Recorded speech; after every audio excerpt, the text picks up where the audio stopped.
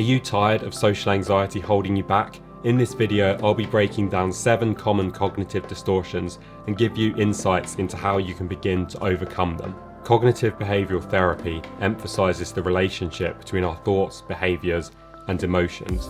So if we can begin to start changing some of our negative thinking patterns, then our behaviours and emotions will follow and we'll start feeling better.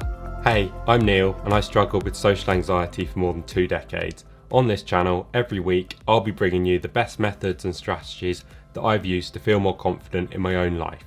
Cognitive distortions are patterns of thinking that are false or inaccurate, and they can lead to psychological harm. Most people will brush off negative thoughts quite quickly, but if you live with something like social anxiety, you may have quite a difficult time of letting these go. These are some of the following ways that your brain can lie to you. The first type of distortion is known as emotional reasoning, and this is when your thinking is driven by the way that you feel. Emotional reasoning is when you take your emotions as facts.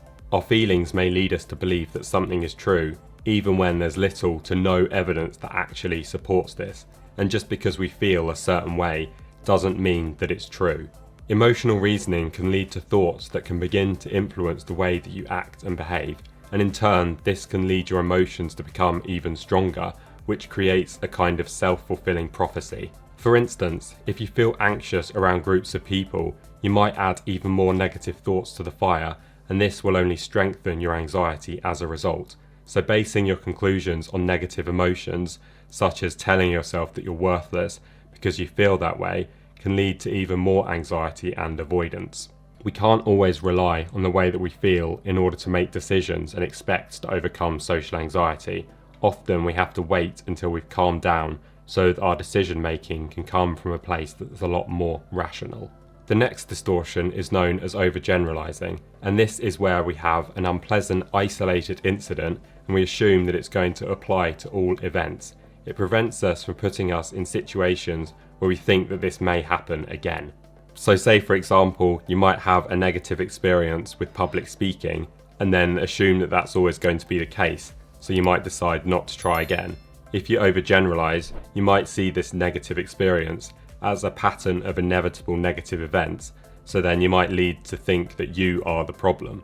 People who overgeneralize may always assume the worst and think that they never get things right. You might think that one mistake will result in all future attempts resulting in failure, and you might use negative self-talk like never, always, everybody, and nobody to describe events or behaviour. Examples of some of the self-talk you might use for overgeneralizing could be, everybody is staring at me and I know they don't like me. Everybody is staring at me and expecting me to do something stupid. Nobody likes me, I don't have any friends, I've never known how to make friends. And now we move on to black and white thinking. So this is another common type of distortion, and this is when you tend to see things in terms of extremes. So you might think that something is either amazing or just terrible. You might think that you're perfect or that you're a complete failure.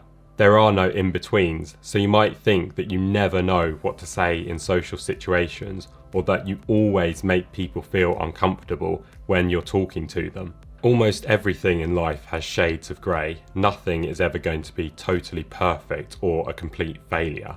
Everything needs to be assessed from a rational perspective to come up with a realistic conclusion.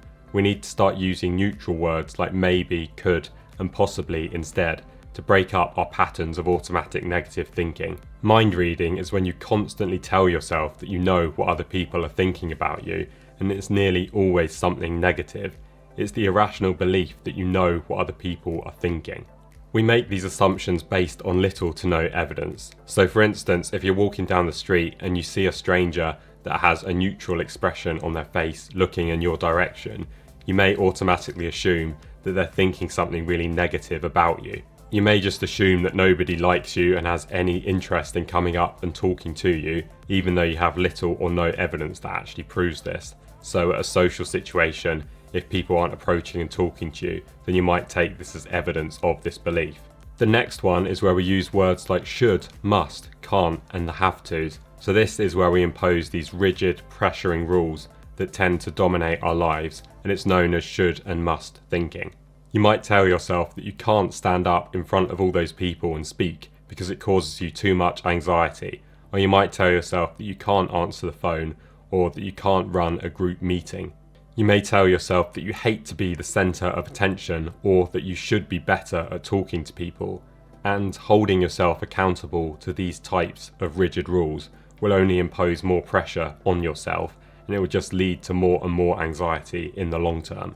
This way of thinking will likely keep you trapped until you learn to start seeing things from a different perspective in order to break out of the anxiety cycle. And even if you do some of the events that you don't like doing, like going to parties or giving speeches, if you keep telling yourself that you hate to do these things, your performance may actually improve at the activity, but you'll likely keep feeling anxious because your thoughts are going to lead to those types of emotions. Catastrophizing is when you blow things way out of proportion, and you might think that the absolute worst case scenario is always about to occur. In a social situation, you might be constantly analysing every little mistake you make and think that people notice them and they don't like you for that and they'll never want to speak to you again. You may dwell on your perceived mistakes for days, weeks, or even months. You may visualise before social events all the possible things that could go wrong and think that it's inevitable, and then as a result of that you may even avoid going altogether. You may see a group of people stood together laughing at something and just automatically assume that they're laughing at something that you've done, even though you have no evidence to prove that this is true. And finally, there's personalisation. So this is where you take everything personally and blame yourself when things go wrong, even though you might have no logical reason to do so. You might think that you're the reason that a friend didn't enjoy a night out, or you might believe that every time somebody acts frustrated or annoyed around you, that you are the cause of that. When someone is silent around us, we might assume that they're mad at us, when in actual fact they may just be lost in thought about something that has absolutely nothing to do with us. We may also misinterpret neutral comments and believe that they were intended to hurt us, when that may not be the case at all. If we continue to act on cognitive distortions, then they will continue to cause us pain and misery. Whatever we keep saying to ourselves will likely become true over time. Your brain will interpret an event based on what you say about it, whether you're being rational or not. So if you continue to have these negative beliefs, then you will continue to interpret things negatively. To begin to start changing this, you need to begin questioning the accuracy of these beliefs. This is done by considering different perspectives on each situation, and then with time we can begin to interrupt and break up these automatic negative patterns of thinking. If you'd like to take big steps towards becoming more confident, I run weekly online group sessions where you can practice in a safe environment and gently ease your way out of your comfort zone. I'll put the link down in the description. If you want to watch more, then check out my next video where I'll be talking about how you can begin to reframe some of these distortions.